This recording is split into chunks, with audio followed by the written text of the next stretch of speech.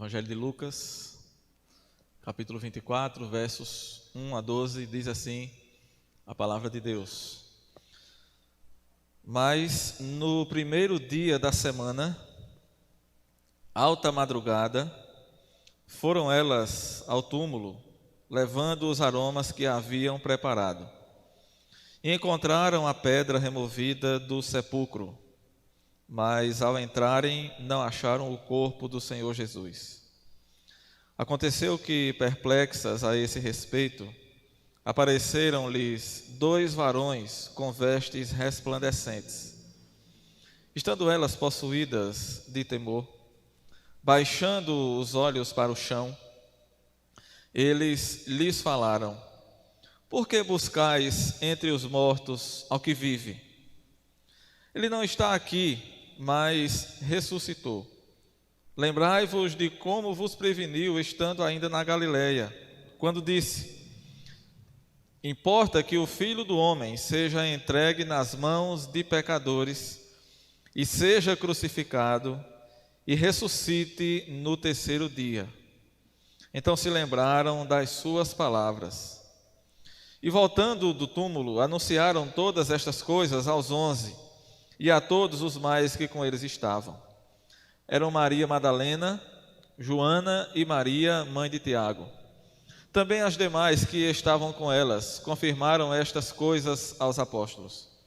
Tais palavras lhes pareciam como delírio e não acreditaram nelas. Pedro, porém, levantando-se, correu ao sepulcro e, abaixando-se, nada mais viu senão os lençóis de linho e retirou-se para casa, maravilhado do que havia acontecido. Que Deus aplique sua palavra em nossos corações. Vamos orar mais uma vez.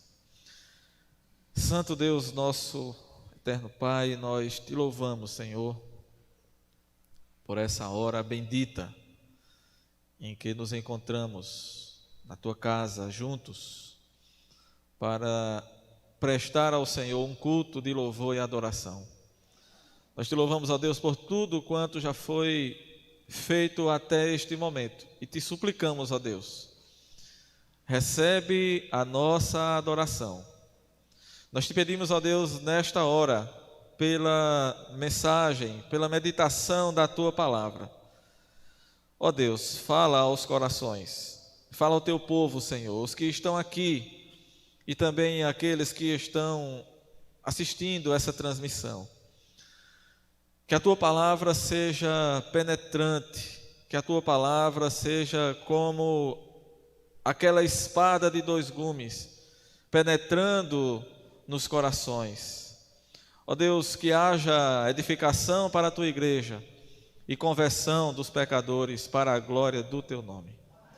Nós te oramos, ó Deus, pelos nossos irmãos doentes. Tu sabes, ó Deus, conheces as necessidades de cada um deles.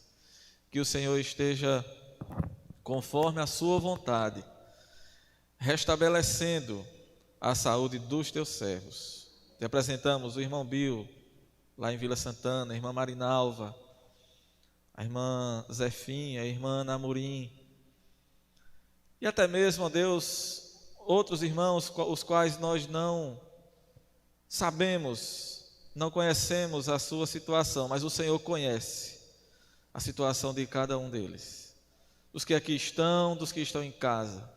Ó Deus, ajuda o teu povo e, conforme a tua vontade, supre as nossas necessidades. Nós te oramos em nome de Jesus. Amém. Podeis assentar, meus irmãos.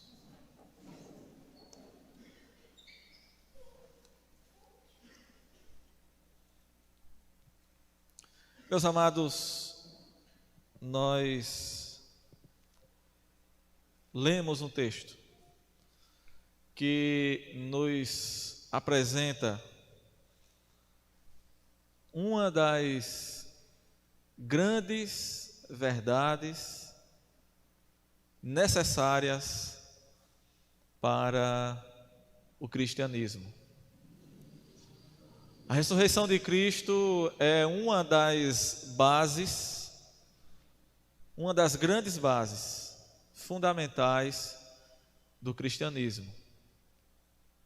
Juntamente com a verdade da crucificação, nós podemos colocar a verdade da ressurreição do nosso Senhor e Salvador Jesus Cristo. Ele foi crucificado, ele morreu naquela cruz, derramou o seu sangue para a nossa justificação. E essa, como dizia o reformador Martinho Lutero, é a doutrina sobre a qual a igreja fica de pé ou cai. A justificação pela fé.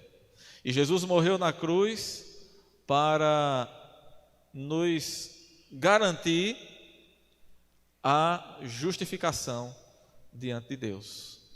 Mas nós podemos também, meus amados, da mesma forma dizer que a ressurreição e o cristianismo precisam permanecer juntos para que fiquem de pé, para que permaneçam de pé.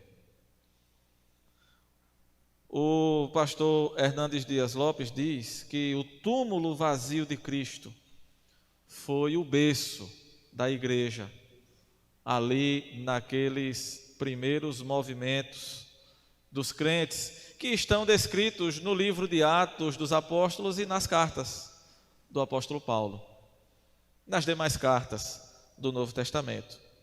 Nós não pregamos um Cristo que está morto. Nós acabamos de cantar com o coral aqui. Ele saiu da sepultura em triunfo e glória. Ele ressurgiu. E nós acabamos de cantar que nele, o grande vencedor, estão as primícias dos mortos que também ressurgirão. A morte de Jesus foi para a nossa justificação, mas a sua ressurreição nos garante que nós também ressuscitaremos. O apóstolo Paulo deixa essa verdade muito clara no capítulo 15 da sua primeira carta aos Coríntios.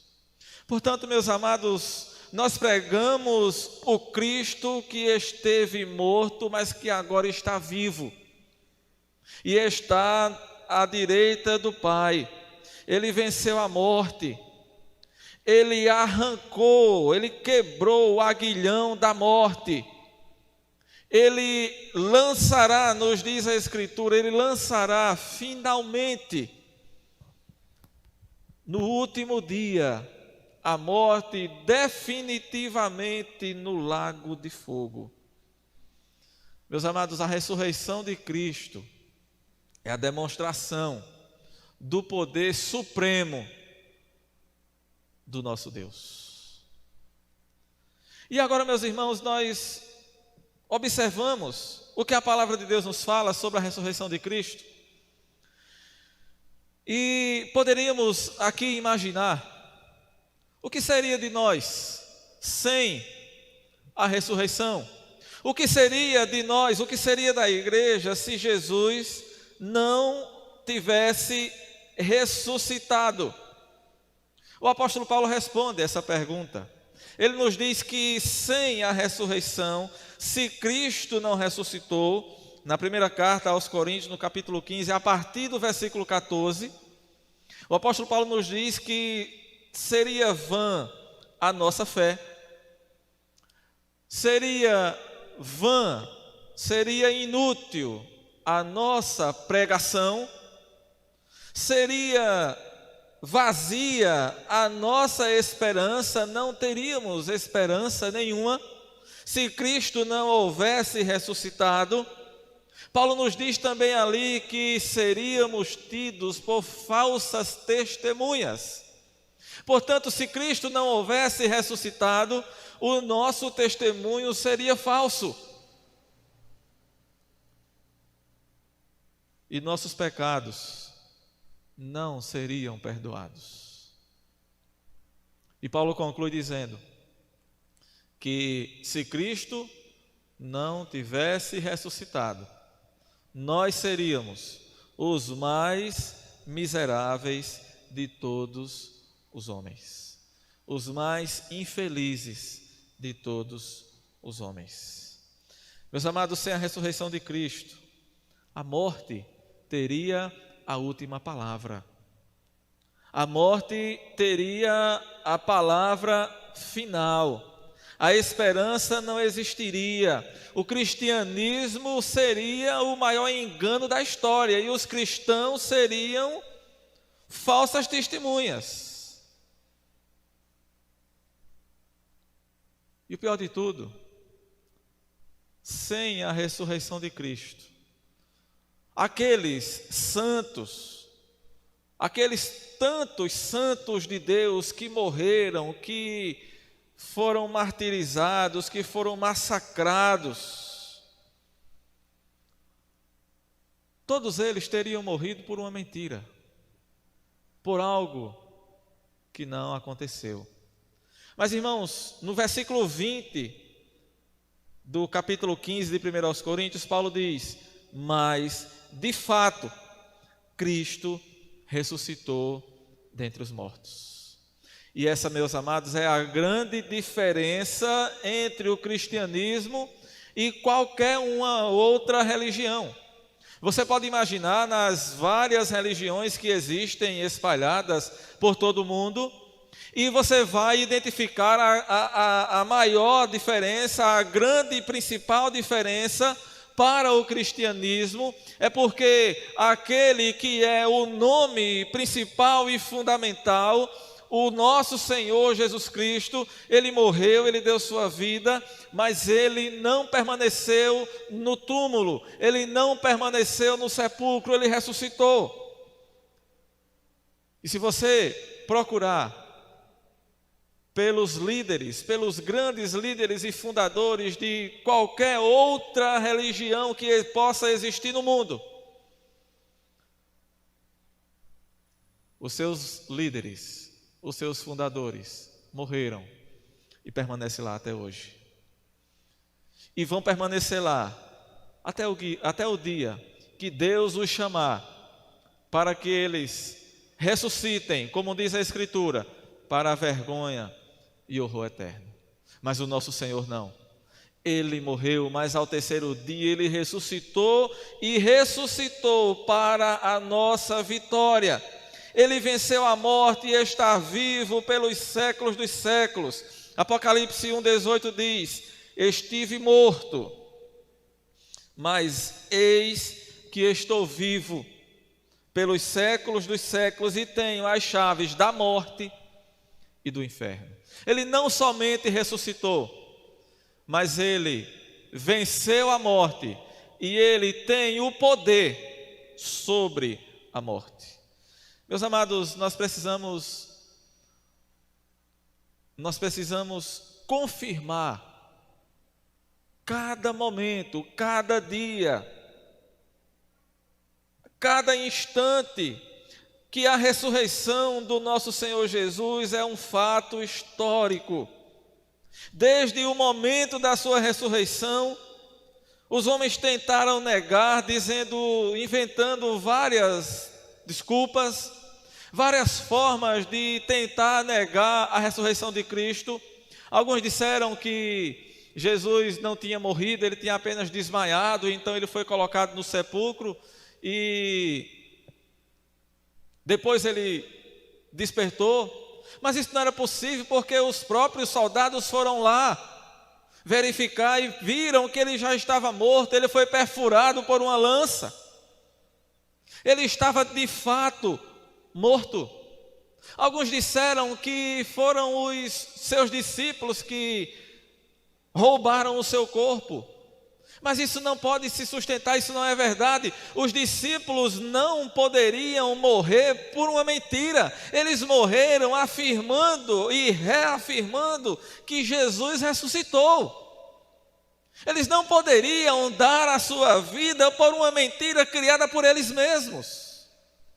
Outros tentaram justificar dizendo que foram os romanos que trocaram o corpo de Jesus de túmulo, tiraram daquele túmulo e colocaram em outro, e quando as mulheres chegaram, elas encontraram o túmulo vazio, mas foi porque os romanos tinham tirado e colocado em outro túmulo.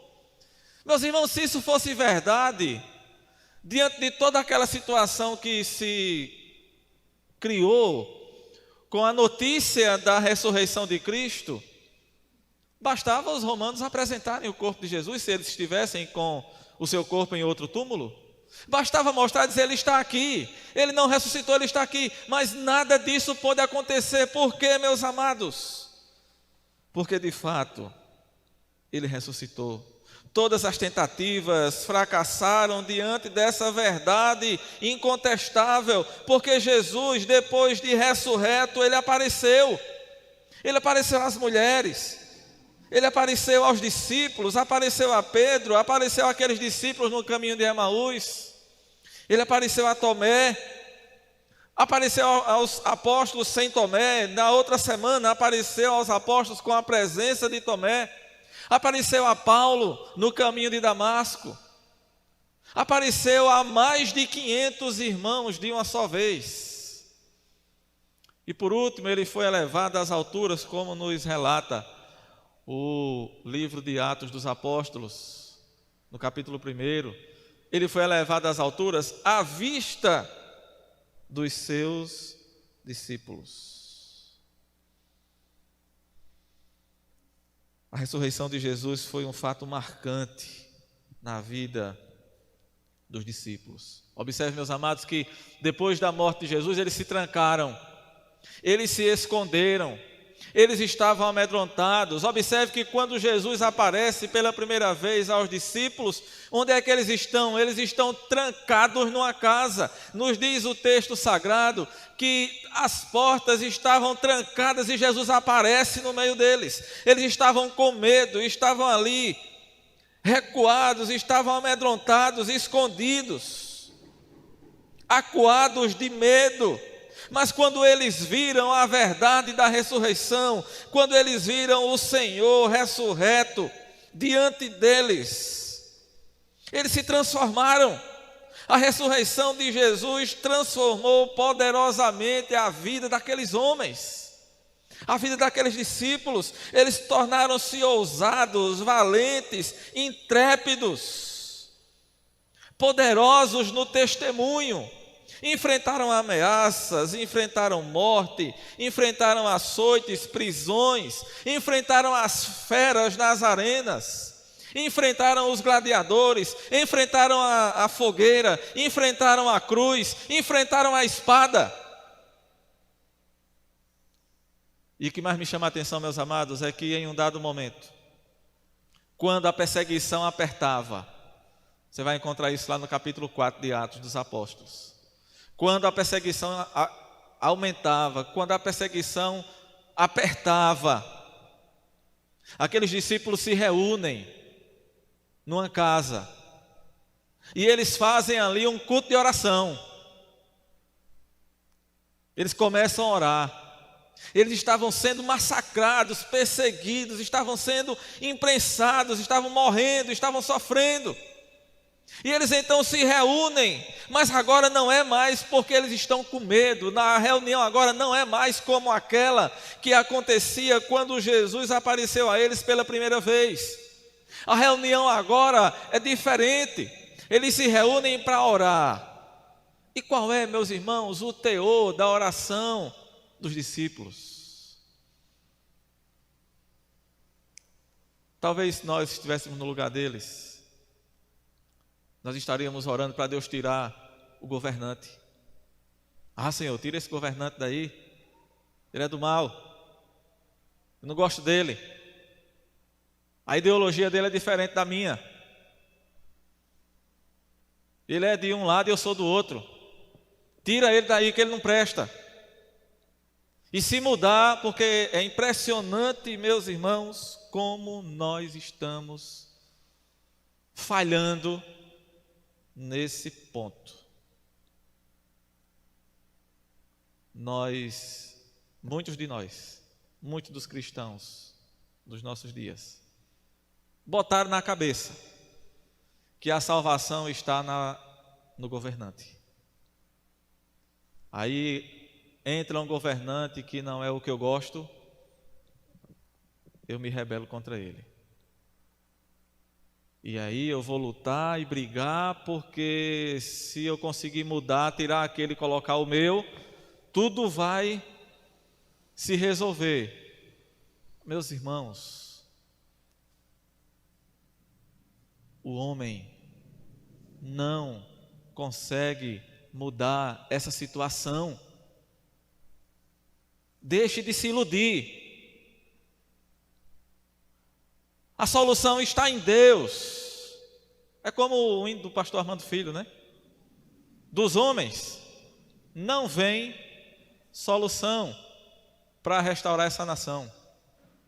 Nem essa, nem nenhuma outra. A solução, ela vem de Deus. Aqueles discípulos estavam sendo duramente perseguidos. E não era uma perseguição como a gente vê hoje aqui. A gente identifica algumas ações. Sim, identificamos, é claro. Mas, meus irmãos, o que nós estamos vendo aqui hoje não é para se comparar nem de longe ao que os discípulos estavam sofrendo nesse momento aqui. Ali eles estavam enfrentando a morte, as feras, a fogueira, a espada, a cruz. E qual é a oração que eles fazem? Eles dizem assim: Senhor, olha para as ameaças deles, olha para as suas ameaças e concede aos teus servos, concede a nós intrepidez para pregar a tua palavra. Meus irmãos, vamos aprender. Olha para as suas ameaças e concede aos teus servos intrepidez, coragem, desprendimento, disposição, alegria. Meu irmão, vamos ter alegria para pregar a palavra de Deus, para evangelizar, para falar de Jesus. Vamos parar de brigar por causa de política. Vamos falar de Jesus. Vamos pregar o evangelho. Vamos parar de brigar por qualquer outro motivo que seja. E vamos falar de Jesus. Vamos fazer a oração que os discípulos fizeram. Senhor, dá-nos intrepidez, dá-nos coragem, dá-nos alegria para falar do teu nome. Aí você diz assim: mas pastor, eu não sei pregar, eu não sei evangelizar. Peça, meu irmão, sabedoria a Deus que Ele lhe dá. O que é que Tiago diz? Quer sabedoria? Peça a Deus, que Ele dá. E Tiago diz mais assim: Ele dá e não passa na cara não. Ele dá e depois não passa no rosto não. Não lança em rosto. Peça, meu irmão, sabedoria a Deus para você ser útil na obra de Deus. Que essa verdade da ressurreição, ela faça diferença na nossa vida. Aqueles discípulos, eles se tornaram ousados, valentes, intrépidos. A mudança dos discípulos, meus amados, é uma prova incontestável da ressurreição de Jesus. É uma prova incontestável também do que aconteceu posteriormente. Ao longo dos primeiros séculos de história da igreja, foram milhares de irmãos, milhares de cristãos que morreram, que deram suas vidas. Chegando a ponto de um dos pais da igreja, um dos teólogos importantes desses primeiros séculos da igreja, chamado Tertuliano, ele chegou a dizer que o sangue dos mártires era a semente da igreja. Quanto mais se matava os cristãos, mais a igreja crescia. Quanto mais a perseguição apertava, mais os crentes eram fiéis. quanto mais eles eram perseguidos, mais eles se tornavam íntegros diante de Deus e intrépidos para pregar o Evangelho. Irmãos, vamos parar um pouquinho para pensar. Quem sabe, nós temos visto, nós temos dito e temos visto cada dia mais a situação mudando, algumas leis sendo modificadas, coisas que possivelmente no futuro a gente vai enfrentar sanções maiores do que já estamos vendo hoje, e tem muito crente já com medo. Eu estava ouvindo um pastor esses dias. O pastor disse que a mãe dele um dia ligou para ele, porque ele pastoreia uma igreja longe da família, e a mãe estava assistindo ele pela internet, e a mãe ligou para ele e disse: meu filho, pare de pregar, pare de falar isso que você está falando, você vai ser preso, meu filho, pare de fazer isso, fale outras coisas. Tem muita gente já com medo. Irmãos, na história da igreja, e na história do povo de Deus, desde o Antigo Testamento, todas as vezes que o povo se distanciava muito de Deus, Deus mandava um acocho. Todas as vezes que a igreja começa a se desviar, Deus aperta, para ver se o povo volta, e é justamente isso que acontece. Muitas vezes nós sofremos é por nossa culpa, muitas vezes não, nós sofremos é por nossa culpa mesmo. O que nós enfrentamos, meus amados irmãos, é para o nosso aprendizado. Muitas vezes, irmãos, o que a gente vê e o que a gente sofre, nada mais é do que o chicote de Deus pesando a mão sobre os seus filhos. Quando é que nós disciplinamos os nossos filhos? Quando eles merecem. Nenhum pai vai disciplinar o filho sem que haja um motivo. E com Deus não é diferente. Se nós estamos passando pelo aperto, ou se nós vamos passar pelo aperto, há um motivo para tudo isso, que sirva de alerta para nós. Mas, amados irmãos, de uma coisa nós não podemos esquecer: a igreja de Cristo, ela foi estabelecida sobre essa rocha verdadeira da ressurreição de Cristo, da ressurreição do nosso Senhor e Salvador Jesus Cristo. Mas observando aqui, meus amados, o texto, nós vemos que o registro de Lucas, o relato que Lucas nos faz acerca da ressurreição é o mais longo dos evangelhos. Os 4 evangelhos relataram a ressurreição de Cristo. Lucas é o relato mais longo. O Evangelho de Mateus nos diz que houve um terremoto e que um anjo removeu a pedra do túmulo quando Jesus ressuscitou. Está lá no capítulo 28 de Mateus. O Evangelho de Marcos vai nos dizer que enquanto as mulheres caminhavam para o sepulcro, elas estavam preocupadas sobre quem era que iria remover aquela pedra, porque elas não tinham força para isso. Capítulo 16 de Marcos, no versículo 3. Lucas não traz esses detalhes que os outros evangelistas trazem, mas ele nos mostra outras coisas. Ele é quem registra aquela história tão bonita, tão maravilhosa, da aparição de Jesus aos discípulos no caminho de Emaús. É Lucas quem nos mostra as aparições de Jesus em Jerusalém, nos seus arredores. Observe, meus amados, somente Lucas também registrou a ascensão de Jesus, tanto no Evangelho quanto no livro de Atos dos Apóstolos. E é interessante observar que Deus ele agiu de tal forma, o Espírito Santo trabalhou de tal forma na preparação do texto santo, da Escritura Sagrada, que cada um dos evangelhos contou partes da história. Aí a gente pode pegar o relato de cada um e formar o cenário completo.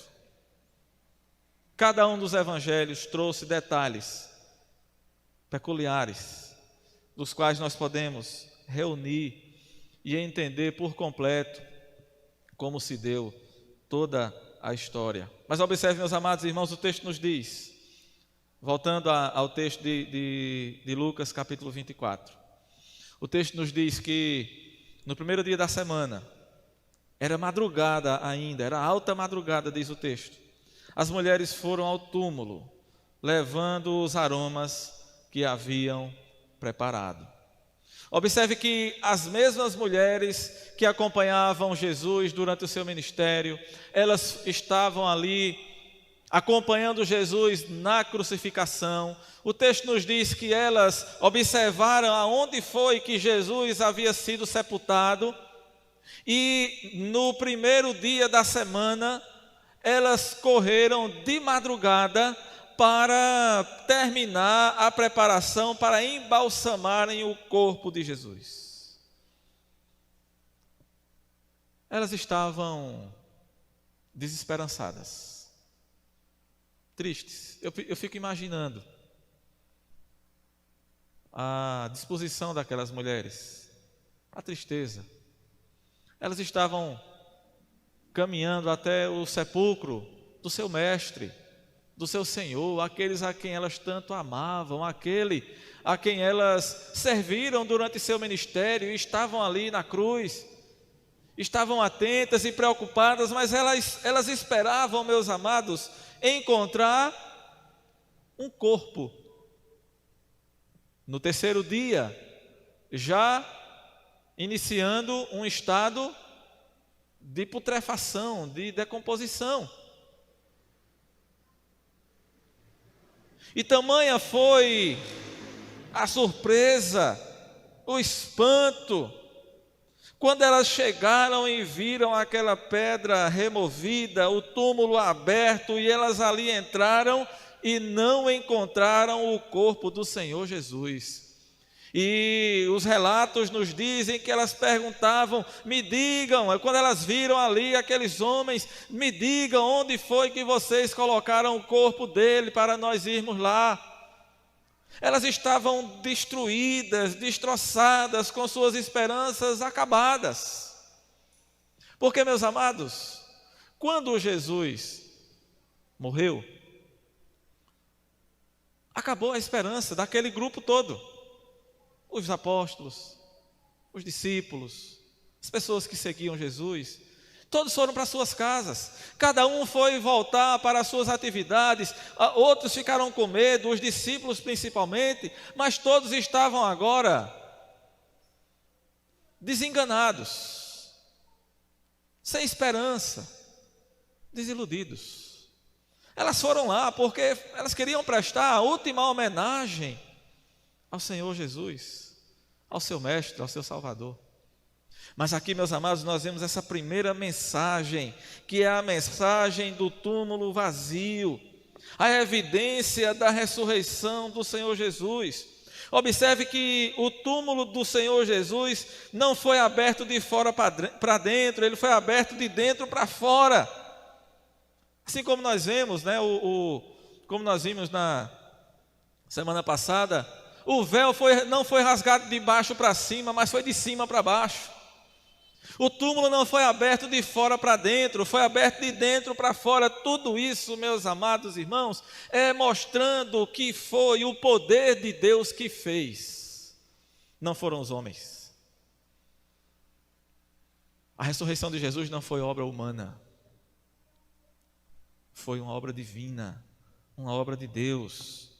Havia uma grande pedra fechando o túmulo, havia o selo do governador garantindo que aquele túmulo não seria violado, haviam guardas protegendo a porta do túmulo, e mesmo com tudo isso, Jesus saiu vivo, com um corpo de glória, como primícia dos que dormem.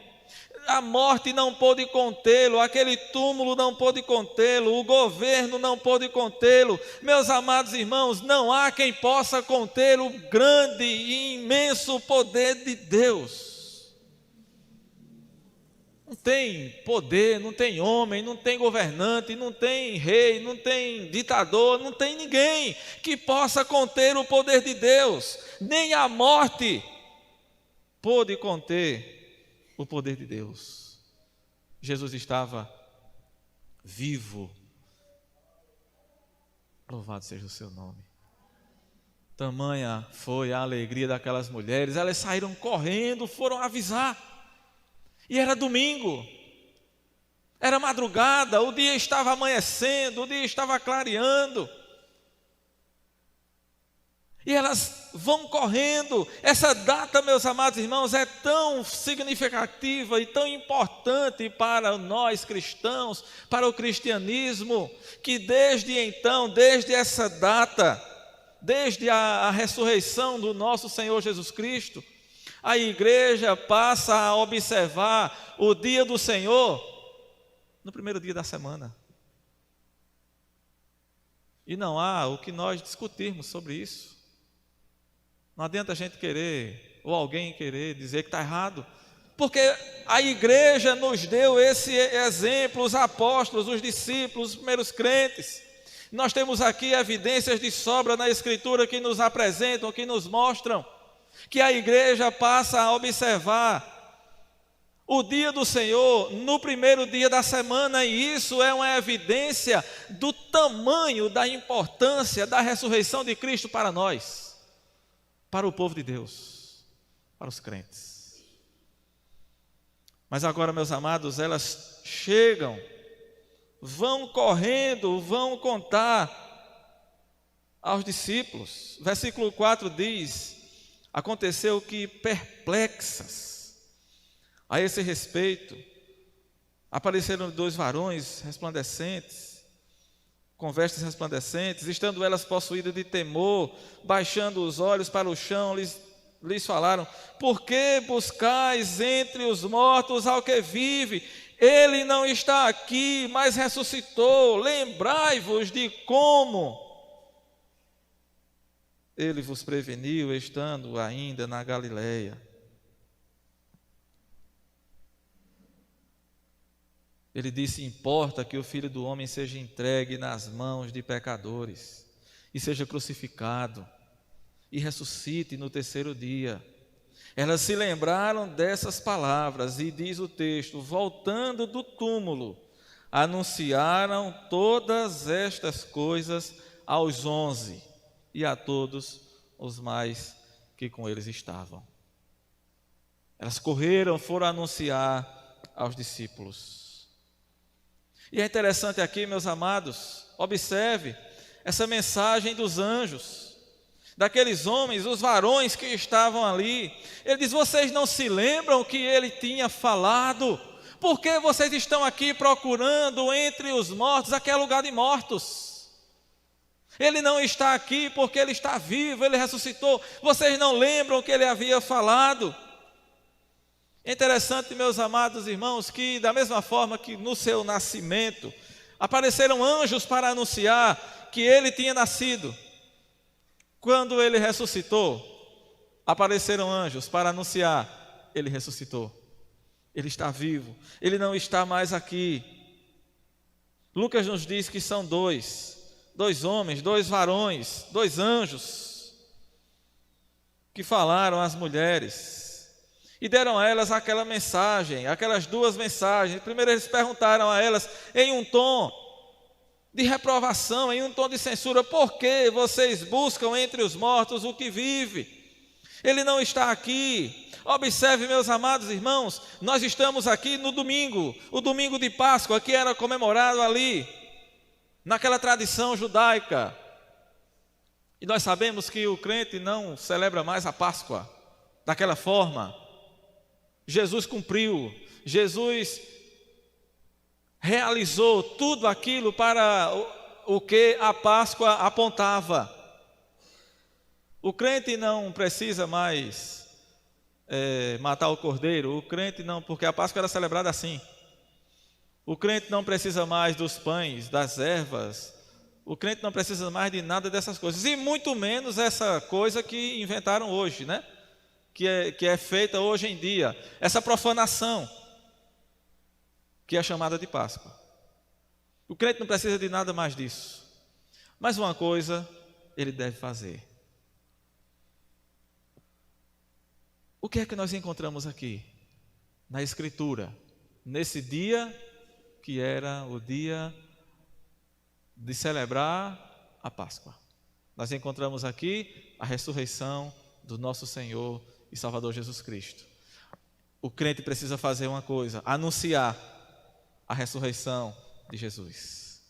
Falar que ele não está morto. Falar que ele ressuscitou, que ele não está mais no túmulo, ele não está mais ali, não está mais entre os mortos. A Páscoa não terminou com o funeral de Jesus, a Páscoa terminou com a sua ressurreição gloriosa. Ela foi cumprida, foi encerrada. E hoje o que nós fazemos é a celebração da ceia do Senhor, como mandamento que ele nos deixou, que é o que vamos fazer daqui a alguns instantes. Mas aqueles anjos, meus amados, também disseram a elas mais uma mensagem, também trouxeram mais uma palavra. Eles deram a elas uma ordem. Eles lembraram das palavras de Jesus. Ele diz a elas no versículo 24, ou no versículo 6, melhor dizendo: lembrai-vos de como vos preveniu estando ainda na Galileia, quando ele disse: importa que o Filho do Homem seja entregue nas mãos de pecadores e seja crucificado e ressuscite no terceiro dia. E diz o texto no versículo 8, que elas então se lembraram daquelas palavras. Agora, meus amados, em último lugar, nós podemos observar a incredulidade dos discípulos.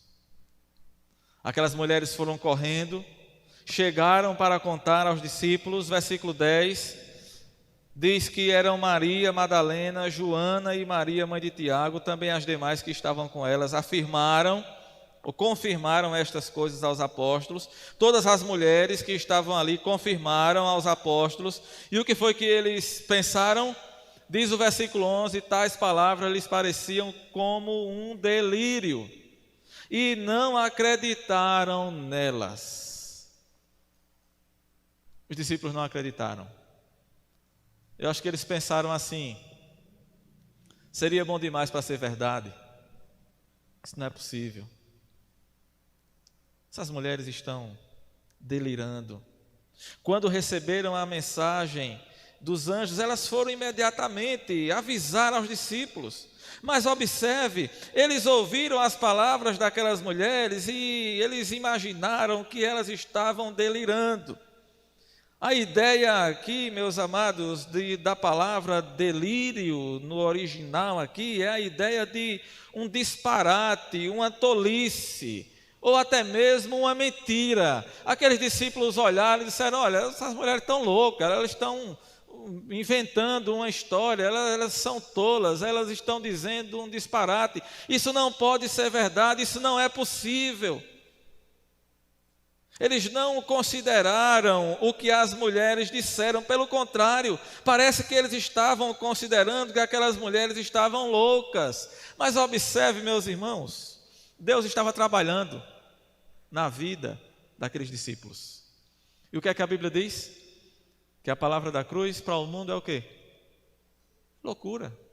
Enquanto Deus não transforma a mente e o coração do pecador, essa palavra da cruz, ela é loucura. Aqueles discípulos, naquele momento, ainda não entendendo o que estava acontecendo, eles tiveram aquelas mulheres por loucas. Mas longe disso, elas estavam falando e trazendo a maior notícia que esse mundo já pôde receber: a ressurreição do nosso Senhor Jesus. E talvez aqui, meus irmãos, nós nos admiremos com a incredulidade daqueles discípulos. Talvez nós possamos olhar e dizer assim: mas como pode aqueles discípulos achar que não era possível, que Jesus não poderia ter ressuscitado?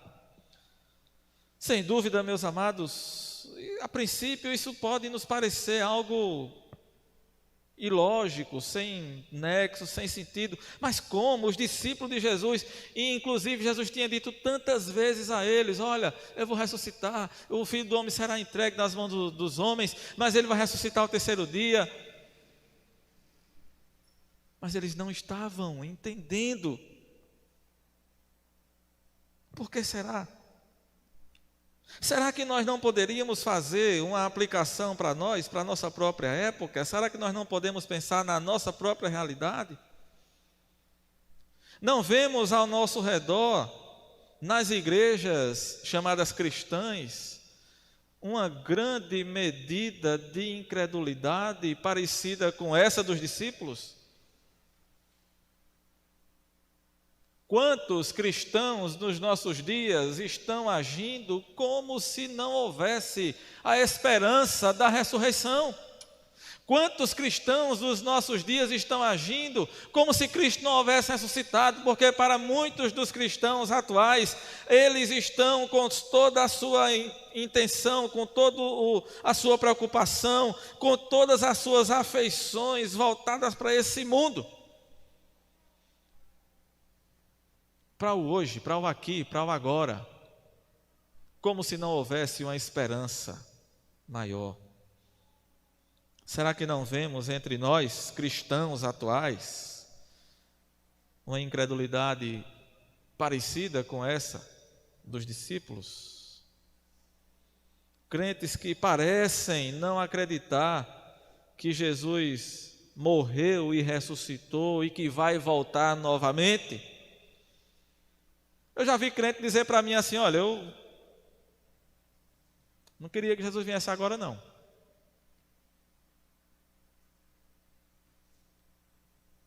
Eu tenho tanta coisa para realizar ainda. Eu já ouvi isso. Não queria não que Jesus viesse agora não.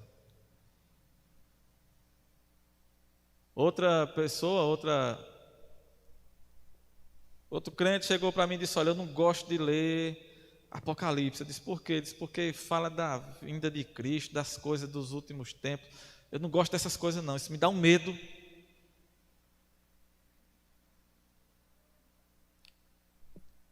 Será que os cristãos estão esperando mesmo a volta de Jesus? Será que os cristãos estão esperando mesmo ressuscitar? A ressurreição dos que já morreram? Ou a própria ressurreição, caso morram antes da volta de Cristo? Será que nós temos isso vivo em nossa mente, meus irmãos? Será que essa incredulidade dos discípulos também não é a nossa? Não é à toa que Jesus disse: quando vier o Filho do Homem, achará porventura fé na terra? Mas, irmãos, não nos esqueçamos, se temos essa dificuldade, clamemos a Deus para que Ele mude essa realidade em nós, para que Ele aumente a nossa fé, para que nós possamos nos aproximar mais dEle, para que nós possamos voltar às nossas afeições, os nossos desejos, o nosso íntimo, as nossas vontades, para que nós possamos cada vez mais canalizar tudo isso para as coisas de Deus, para as coisas celestiais. O que é que a Bíblia nos diz? Pensai nas coisas lá do alto e não nas que são aqui da terra, não nas que são aqui desse mundo. Porque, meus amados, é preciso nós refletirmos sobre essas verdades e à luz do que a palavra de Deus nos diz. Hebreus 2, versículo 1 diz assim: por esta razão importa que nos apeguemos com mais firmeza às verdades ouvidas, para que delas jamais nos desviemos. Importa, meus irmãos, nos apegarmos com mais firmeza, cada vez mais, a essas verdades, a verdade da ressurreição do nosso Senhor e Salvador Jesus Cristo, para que dessa verdade jamais nos desviemos, porque é nessa verdade, meus amados, que está garantida a nossa ressurreição. É na ressurreição de Jesus que está garantida a nossa ressurreição. É na ressurreição de Jesus que está garantida a nossa vida eterna. Que Ele nos